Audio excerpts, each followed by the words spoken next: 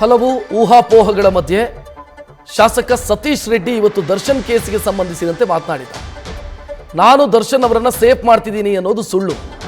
ದರ್ಶನ್ ಭೇಟಿಯಾಗಿ 3 ತಿಂಗಳಾಗಿದೆ. ಈ ವಿಚಾರಕ್ಕೆ ನನ್ನನ್ನು ತಳುಕು ಹಾಕ್ತಾ ಇರೋದು ಸರಿಯಲ್ಲ ಅಂತ ದರ್ಶನ್ ಬಂಧನದ ಬಳಿಕ ಹಲವು ಊಹಾಪೋಹಗಳು ಸೃಷ್ಟಿಯಾಗಿತ್ತು. ಕಾರಣ ಸತೀಶ್ ರೆಡ್ಡಿ ಅವರ ಪ್ರಚಾರ ಕಾರ್ಯದಲ್ಲಿ ದರ್ಶನ್ ಅವರು ಭಾಗಿಯಾಗಿದ್ದರು.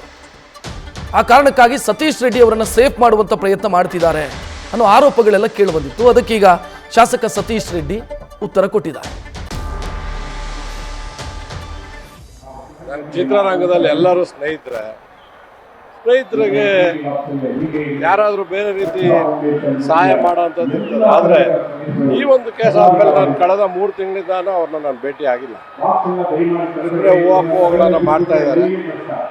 ಕಾನೂನು ರೀತಿಯಾಗಿ ಯಾರೇ ತಪ್ಪು ಮಾಡಿದ್ರು ಕೂಡ ಕಾನೂನು ರೀತಿ ಆಗೇ ಆಗುತ್ತೆ.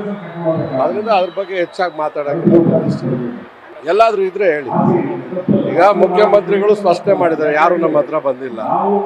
ಮತ್ತೆ ಊಹಾಪೋಹಗಳು ಆ ರೀತಿ ಎಲ್ಲ ಮಾಡಿದ್ರೆ ತಪ್ಪಲ್ವಾ?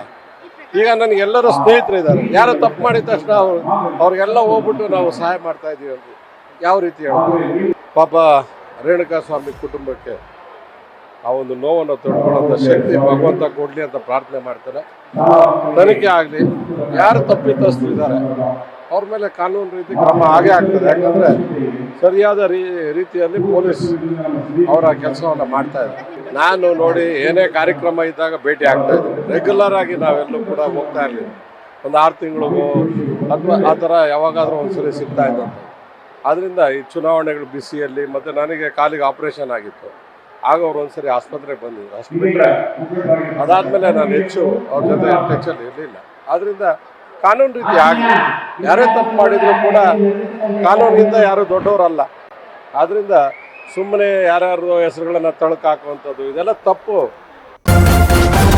ನ್ಯೂಸ್ ಫಸ್ಟ್ ನಿರ್ಭೀತಿಯಿಂದ ನಿಮ್ಮ ಪರವಾಗಿ.